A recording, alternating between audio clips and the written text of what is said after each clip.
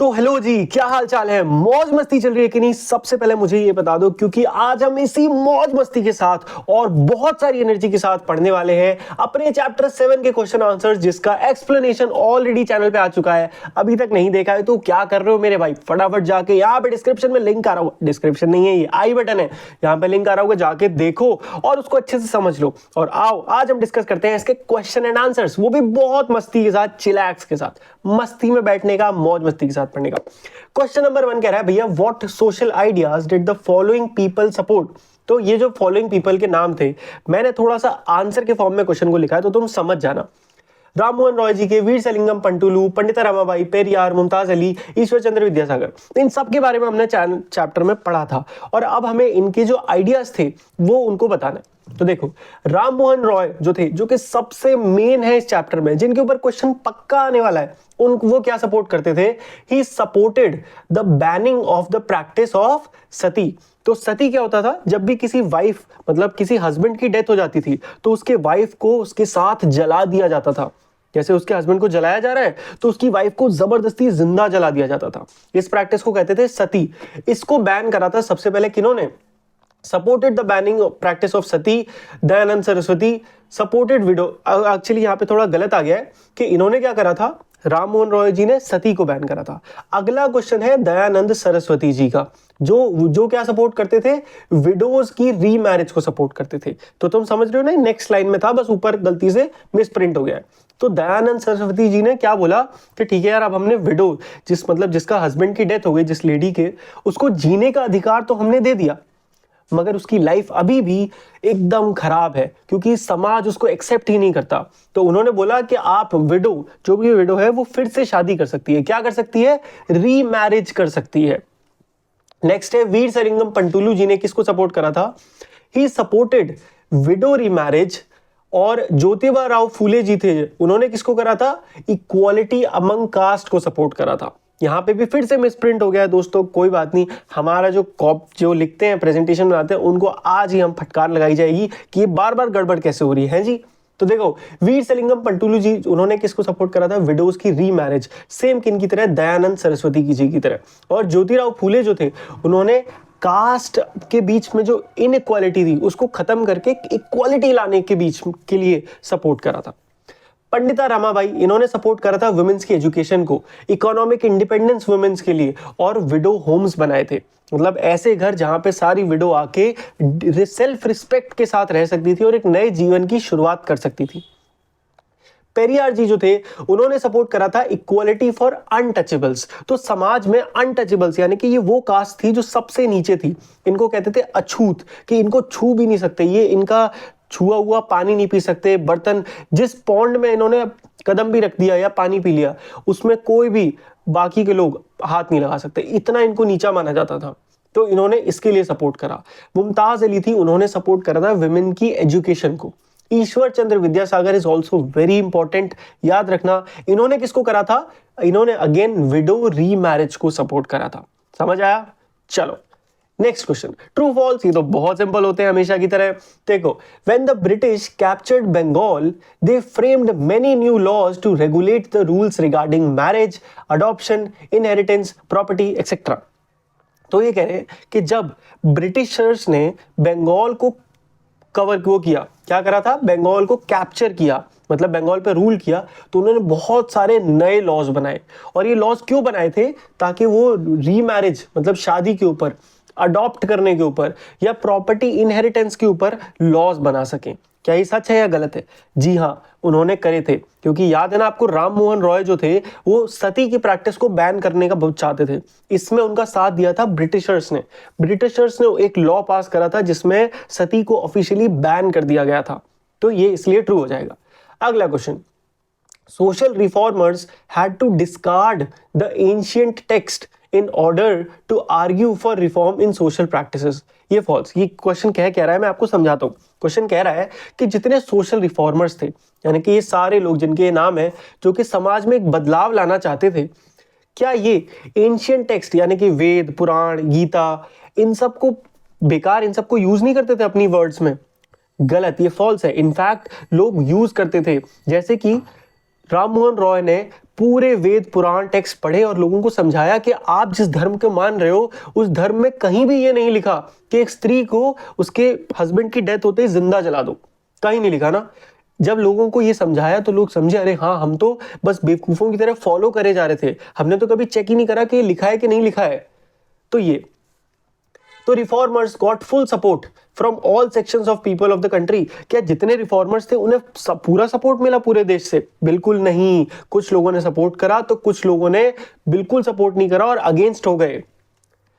अगला, the child marriage restraint act was passed in 1829। क्या child marriage restraint act मतलब कि चाइल्ड मैरिज को कराना चाहिए, मतलब जो एक एज बनाई गई कि 18 साल से पहले किसी की शादी आप नहीं करा सकते, ये 1829 में पास हुआ था। गलत, ये 90s में पास हुआ था। Next, how did the knowledge of ancient text help the reformers promote new laws? तो ऐसा देखो, अभी मैंने इसी चीज पर डिस्कस करा था कि कैसे एंशिएंट टेक्स्ट जो थे हमारे, गीता, वेद, पुराण, इन सब ने कैसे रिफॉर्मर्स की हेल्प करी। तो देखो पढ़ते हैं। Whenever the reformers wished to challenge a practice that seemed harmful, क्या जब भी रिफॉर्मर्स ने कोई एक ऐसी प्रैक्टिस को चैलेंज करा, जैसे कि सती जैसी, जो कि हार्मफुल है लोगों के लिए, उन्होंने हमेशा क्या करा, कोई वर्ड्स या कोई सेंटेंस उठाया किसी किताब से और लोगों को समझाया उस पॉइंट में, है ना। They then suggested that the practice as it existed at present was against early tradition। उन्होंने बोला कि ये जो आप आज कर रहे हो ये एक्चुअल धर्म के अगेंस्ट है। ये देखो धर्म में क्या लिखा है, ये देखो गीता में क्या लिखा है, ये देखो वेदों में क्या लिखा है, तुम जो कर रहे हो ये इसके अगेंस्ट है। Thus, the knowledge of ancient text helped the reformers promote new laws। क्या हुआ इससे? नए लॉज वो प्रमोट कर पाए, समझे। Next question, What were the different reasons people had for not sending girls to school? लोगों के क्या क्या रीजन होते थे उस समय कि लड़कियों को वो स्कूल नहीं भेजना चाहते थे। तो देखो, लड़कियों की एजुकेशन के लिए ईश्वर चंद्र विद्यासागर जी ने बहुत करा था। तो जब उन्होंने कलकत्ता में अपना स्कूल खोला और बाकी रिफॉर्मर्स ने बॉम्बे में स्कूल खोले गर्ल्स के लिए, तो कई लोगों के अलग अलग रीजन रहे लड़कियों को ना भेजने के। तो उसमें से आइए कुछ 3 मेन रीजन पढ़ते हैं। पहला, they feared that the schools would take girls away from home, thereby preventing them from doing their domestic duties। उस समय पे लड़कियों को माना जाता था कि आपका काम है घर का चूल्हा चौका करना, खाना बनाना, सफाई करना। तो उन्होंने सोचा अगर हम अपनी लड़कियों को स्कूल भेजेंगे तो वो घर से दूर हट जाएंगी और अपनी असली ड्यूटी जो है घर की उसको भूल जाएंगी, ये मानते थे। दूसरा, they felt that traveling through public places to reach school would have a corrupting influence on girls। वो मानते थे कि अगर हम अपनी घर की लड़कियों को पब्लिक एरिया से स्कूल भेजेंगे तो वो उससे करप्ट हो जाएंगी, मतलब हो सकता है लोग उन्हें छेड़ें, हो सकता है वो किसी और को देख के उनसे दोस्ती कर लें। इस टाइप के थॉट्स, मतलब बहुत ही निचले टाइप के थॉट्स लोगों के दिमाग में हुआ करते थे। वो चाहते थे हमारे घर की लड़की किसी से भी बात ही ना करे, इनफैक्ट किसी को देखे भी ना। They felt that girls should stay away from public places। वो क्या मानते थे, लड़कियों को पब्लिक प्लेस में आना ही नहीं चाहिए, घर की 4 दीवारी के अंदर ही रहना चाहिए। Next question, why were Christian missionaries attacked by many people in the country? Would some people have supported them too? If so, for what reason? कह रहे हैं कि भाई क्रिश्चियन मिशनरीज क्या थे, ये ऐसे चर्च थे जो इंडिया में सेटअप कर रहे थे ब्रिटिशर्स, सो दैट ये लोगों को कन्वर्ट कर सकें। मतलब ये लोगों को समझाते थे कि कैसे क्रिश्चियनिटी एक बहुत अच्छा धर्म है और आप इसमें कन्वर्ट हो जाओ। अब लोग ये सुन के बहुत बौखला जाते थे, गुस्सा होते थे कि भाई तुम दूसरे देश से आ रहे हो और हमें इन्फ्लुएंस कर रहे हो मतलब अपना धर्म बदलने के लिए। बट कुछ लोग इसको सपोर्ट भी करते थे, और क्यों, ये सवाल है। तो देखो, in the 19th century, Christian missionaries were attacked by many people in the country because they suspected that they were involved in the forced conversion of poor and tribal people from Hinduism to Christianity। यहां से important है कि भाई बहुत लोगों को लगता था कि जबरदस्ती धर्म बदलवा रहे हैं जो हिंदू के जो ट्राइबल, मतलब जो थोड़े पढ़े लिखे कम लोग थे उस समय, उनका धर्म बदलवा रहे हैं उनको जबरदस्ती करके। इस वजह से लोगों ने उन पर बहुत अटैक करी। They also started setting up schools for tribal group and lower caste children। अब कुछ लोगों ने इसका सपोर्ट इसलिए करा क्योंकि ये क्रिश्चियन मिशनरीज जो थी, ये क्या कर रही थी, इन्होंने विदाउट ये कास्ट और इस सब का भेदभाव करते हुए, उन्होंने कोई भेदभाव नहीं करा। उन्होंने स्कूल खोले जहाँ पे कोई भी पढ़ने आ सकता था, चाहे वो ट्राइबल हो, चाहे वो अनटचेबल हो, चाहे बड़ी कास्ट का हो, छोटी कास्ट का हो, कोई भी आ सकता है। These children were trained to find footing in the changing world. और इन बच्चों को ट्रेन करते थे वो कि इस बदलते हुए वर्ल्ड में अपने आप को वो कैसे खुश रख सकते हैं. Soon the poor left the villages and started looking for job in the cities. और जिससे क्या हुआ कि बहुत सारे जो गरीब गांव के लोग थे वो धीरे धीरे पढ़े लिखे और वो शहरों की तरफ बढ़ने लगे. तो इसीलिए लोग सपोर्ट भी करते थे. समझ आया? आगे भी है. People who looked down on the lower caste did not like the progress of this section of people.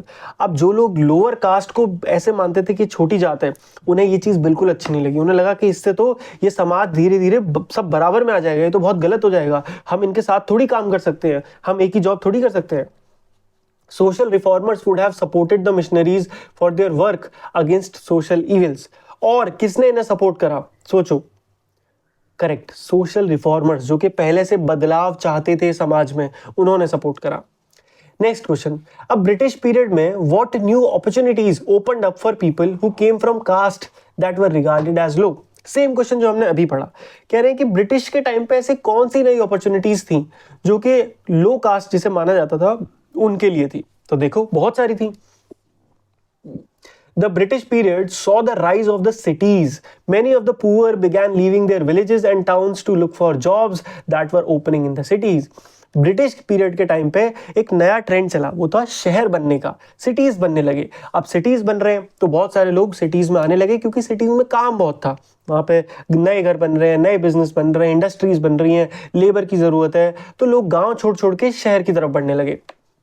जैसे जैसे ये सिटीज ग्रू हुए, there was great demand for labour for digging drains, laying road, construction, building, factory में काम करने के लिए, municipality में काम करने के लिए, इतनी सारी चीज़ों के लिए वहाँ पे लोगों की ज़रूरत पड़ने लगी शहरों में. तो इन लोगों की ज़रूरत को पूरा किसने करा? गाँव से आने वाले लोगों ने.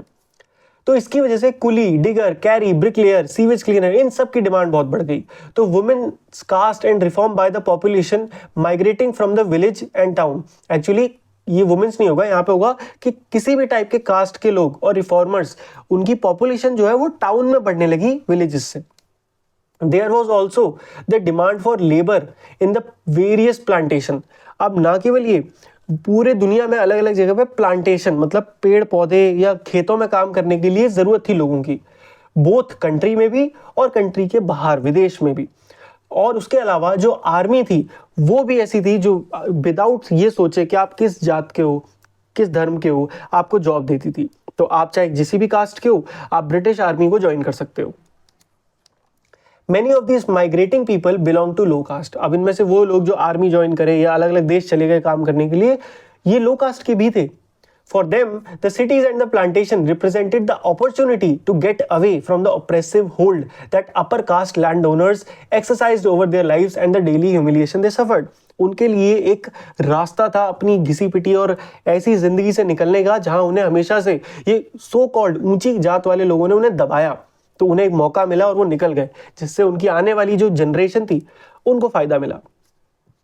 Next, how did Jyotirao Phule the reformer justify his criticism for caste inequality in society. तो आइए देखते हैं. क्वेश्चन ये पूछ रहा है कि ज्योतिराव फूले जो रिफॉर्मर थे, उन्होंने अपना कास्ट इनइक्वालिटी का जो क्रिटिसिज्म है वो कैसे जस्टिफाई करा. मतलब वो ये कहते थे कि समाज में जो आपने भेदभाव मचा रखा है ये बिल्कुल गलत है. ये लोगों को कैसे समझाया, ये है सवाल. तो ज्योतिराव फूले जो थे उन्होंने क्या अपने आइडियाज डेवलप करे, किस चीज से? From the injustice of the caste society. मतलब वो ऐसी जगह से, वो खुद एक छोटी जात से थे, और जब उन्होंने देखा अपने आसपास की कैसा माहौल है तो उन्हें समझ में आया कि भाई ये तो बहुत ही गलत हो रहा है हमारे साथ. He did not accept his Brahmins claim that they were superior to others. उन्होंने बोला कि ये जो ब्राह्मण्स कह रहे हैं कि ये दुनिया से सबसे सुपीरियर यही है, ये गलत है. Since they were not Aryans, और बाकी लोग इतने बराबर के नहीं है. क्यों? क्योंकि वो आर्यंस नहीं है, क्योंकि वो बाहर से आए हैं. फूले argued that the Aryans were foreigners who came from the outside of the subcontinent and defeated and subjugated the native Indians. अब देखो आर्यंस के बारे में आपको थोड़ा बताता हूँ. जितने भी ब्राह्मण्स हैं ये मानते थे कि जितने लोग, मतलब ये अपने आप को बोलते हैं कि ये आर्यंस हैं. अब व्हाट आर आर्यंस? आर्यंस एक प्रॉपर एक समाज था जिसको माना जाता है आज से बहुत हजारों साल पहले कि ये इंडिया वाले रीजन पे आए. इन्होंने जो लोकल इंडिया के ट्राइबल लोग थे उनको हराया और यहाँ पे रूल करने लगे. और वो ये मानते थे कि हम बाहर से आए हैं और हमारे अंदर ज़्यादा पावर है क्योंकि हमने तुम्हें हरा दिया, तो इसीलिए हम ज्यादा सुपीरियर हैं। बट फूले ये कहते थे कि भाई क्योंकि तुम लोग बाहर से आए हो, तुम खुद ही कह रहे हो तुम आर्यंस हो, तुम बाहर से आए हो तो तुम तो वैसे भी यहाँ के लिए मेन नहीं हो, चलो निकलो यहाँ से। तो वो इस टाइप से बोलते थे। As the Aryans established their supremacy, they began looking at Indians as inferior and low caste people. वो बोलते थे कि जैसे जैसे ये आर्यंस ने अपनी सुप्रीमेसी बढ़ाई, ये हम इंडियंस को, जो कि रियल इंडियंस थे यहाँ के, उनको बोलने लगे लो कास्ट और अनटचेबल्स। फूले ये कहते थे the upper caste had no right to their land and power. ये जो अपर कास्ट है इनके पास कोई राइट नहीं है अब इस जमीन का और इस पावर का। एक्चुअली में ये पूरी जमीन हम लोगों की है, जो यहाँ के एक्चुअल में लोग थे रियल में, जिसको ये दुनिया लोअर कास्ट बोलती है। फूले ओपिनियन मतलब ये स्पेलिंग गलत है, OPIONED, मतलब वो ऐसा मानते थे that there existed a golden age when warrior peasants tilled the land and ruled the Maratha countryside in just and fair ways. तो वो बात करते थे उस जमाने की जब मराठा एम्पायर रूल करता था और जब सब कुछ जस्टिस और फेयर तरीके से होता था। यहाँ कोई बाहर का आके हम पे सो कॉल्ड छोटी जात और बड़ी जात का डिफरेंस नहीं करता था, समझे। आगे, Why did Phule dedicate his book Gulamgiri to the American movement or to free slave? तो फूले जी जो थे उन्होंने किताब लिखी जिसका नाम था गुलामगिरी, जो कि किस बारे में थी कि अमेरिका में कैसे स्लेव्स रखा जाता था, जो लोग ब्लैक लोग थे ना उस समय के, और कितना उनके साथ भेदभाव होता था एंड कैसे वो फ्री हुए, इसके ऊपर उन्होंने एक किताब लिखी। देखो, ज्योतिराव फूले रोट गुलामगिरी उन्होंने 1873 में लिखी। It means slavery. गुलामगिरी का मतलब हमें पता है हिंदी में क्या होता है, स्लेवरी। जब वो ये बुक लिख रहे थे, he was concerned with all forms of inequalities and injustices existing in society। जब वो ये किताब लिख रहे थे, वो बहुत ज़्यादा चिंतित थे इन सारी इनइक्वालिटीज जो समाज में थी उन सबको लेके।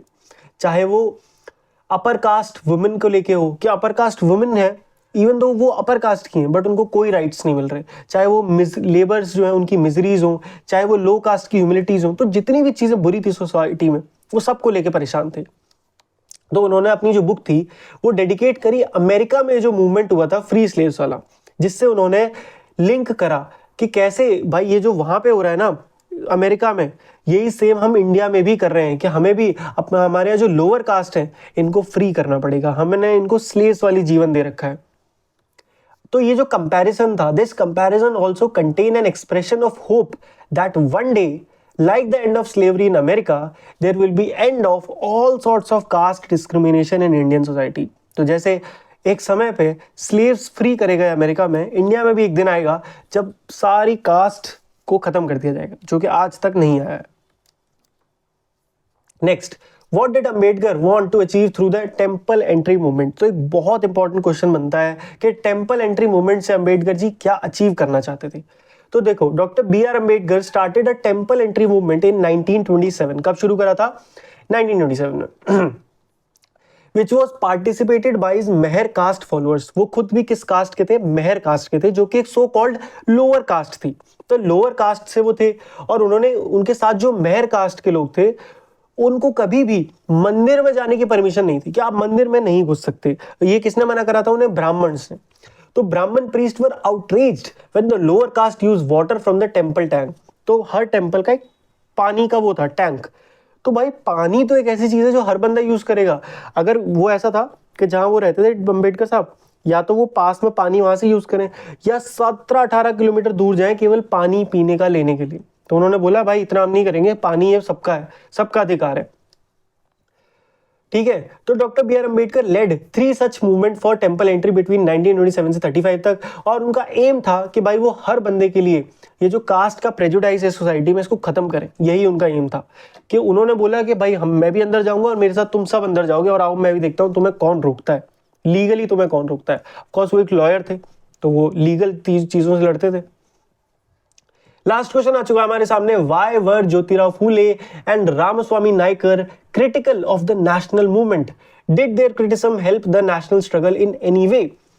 देखो, ज्योतिराव फूले और रामस्वामी नायकर जो थे वो क्रिटिकल, मतलब उन्हें पसंद नहीं था ये नेशनल मूवमेंट। क्यों नहीं था, आइए बात करते हैं। तो both Jyotirao Phule and Ramaswamy Naicker were critical of the national movements as they could barely see any difference between the preachers of anti colonialism and colonial masters.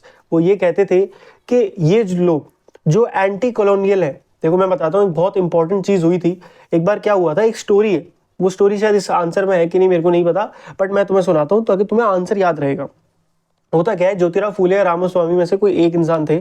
एक बार ये कांग्रेस उस समय की मेन पार्टी थी जो कि फ्रीडम के लिए लड़ रही थी, है ना, मेन तो वही थी। तो एक बार कांग्रेस की एक सभा हुई, नेशनल लेवल की सभा थी। तो वहां पे जब ये पहुंचे तो उन्होंने देखा कि सीटिंग कैसे है, ब्राह्मण्स यहाँ बैठेंगे आगे, उससे मिडिल कास्ट के लोग यहाँ बैठेंगे और सबसे छोटी कास्ट के लोग सबसे पीछे बैठेंगे। तो जब उन्होंने देखा तो उनको इतना गुस्सा आया इस चीज को लेके कि यार क्या फर्क है इसमें, और ये हम जो अंग्रेजों के गुलाम हैं वो हमें किसी और चीज के लिए रोक रहे हैं, ये भी तो हमें किसी न किसी चीज के लिए रोक रहे हैं, हम क्यों इनका साथ दें, ये तो हमें आज भी इसे नीचे नजरिए से देखते हैं। तो इसलिए उन्होंने कांग्रेस छोड़ दी और वो बहुत टाइम तक कांग्रेस के ऑपोजिशन में रहे। समझ में आई स्टोरी? अब यही चीज है, वो क्रिटिकल इसलिए थे क्योंकि उन्हें लगता था कि ये लोग जो कि कहते हैं कि हमें आज़ादी चाहिए, और ये अंग्रेज, इनके बीच में कोई ज़्यादा डिफरेंस नहीं है, ये दोनों सेम है।